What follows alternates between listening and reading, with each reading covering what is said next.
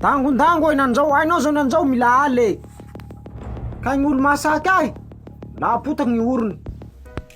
Rasta imagine evitsay zao anany toy. Ny commando zao, rineny mba nabao, liako tifs le mitsakoaky. Zaho amin'io, zimelin-draha. Pa. Maty nareo morofo. Hamono olo nareo zao. Esa famono olo. Zao premiera. Hainao zao. Ye menena fa tsiraha volany ko fa olo hafa o. Tena fa nareo famono olo. Mahery lo aho. Gneto tsisy olo mahavaly ahy. Fa zao raha ao mahery lo amy tanà toy eto asa koy. Tsisy masaka ahy gneto. Lainy koa raha Vai nefa tsisy olo ataoratsika amy tanà toy eto. Zao tara volaniko aminareo. Tanjinareo Toy ato tsy raha delaly fa marivo. Ka noho izay tompoko manafia nareo. Banky foy ben Madagasikara zay mahery lo aminareo roy.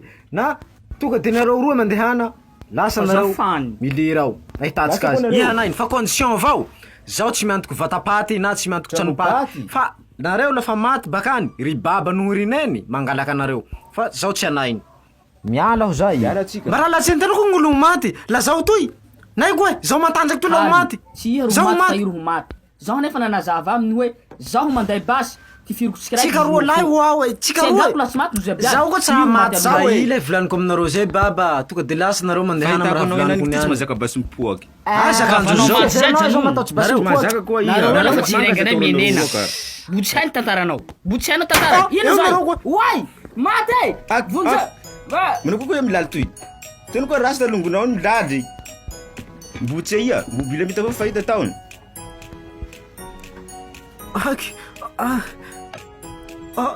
Ngeritseritsery ko lafa hafa lata tena raha po basy regny mandeha basao mitsoky tsy fô manara-tily ty olona minagny la misaly sakaly fisasavatsy zao aliniko andre misy avao sandao reny ilaina zao ao be atoko tsy vaza eka reno tia misary areno tia eka reno tia e miretaky reno andeha retsa tobile andeha anengasa hanine Bye bele